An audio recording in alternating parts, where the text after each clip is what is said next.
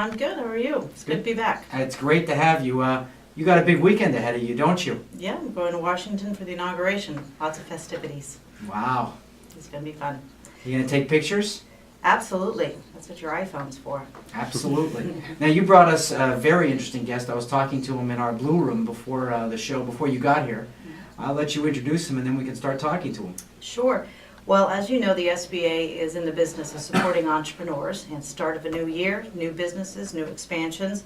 And we wanted to feature a business that we've had a partnership with where we help provide financing for their building. And it's a growing company doing really interesting things. Robert Mattioli, who is from PrepMed, and his business is really, I think, critical for the greater Massachusetts area in terms of creating jobs. So I'm going to let him talk about his company. Hey, Robert, nice to have you on the show. PrepMed. PrepMD, we call it PrepMD, but PrepMed sometimes is the way we refer to.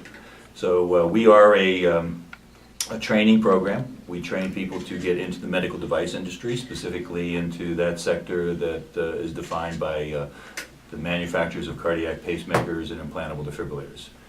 And we have benefited from an SBA loan we received in 2009 when we started our program. And now we're out 3 years. We've admitted 120 students into our program to date, and we've placed over 90% of those people in very well-paying jobs in the medical device industry, specifically with very large cardiac device companies like Medtronic, Boston Scientific, St. Jude Medical, Biotronic, and so forth. So we have a full-time program. It's students come to the program for a period of about 23 to 26 weeks. It's, as I said, full-time, so they're in classroom and laboratory work 5 days a week, 4 80-minute blocks of lecture every single day. And then they also participate at week about the 10th or 11th week, they also participate in clinical rotations in Boston area hospitals where they go in to observe the way these devices are actually implanted and managed in patients. And at the end of this period, at the end of this cycle, we actively place them in jobs in the industry. So our business model is based on tuition fees from the students and placement fees from the device companies. And the device companies have been very successful as a result of hiring our students. And your placement rate is phenomenal. Yes, it's and it's good in the context of the employment environment over the past few years.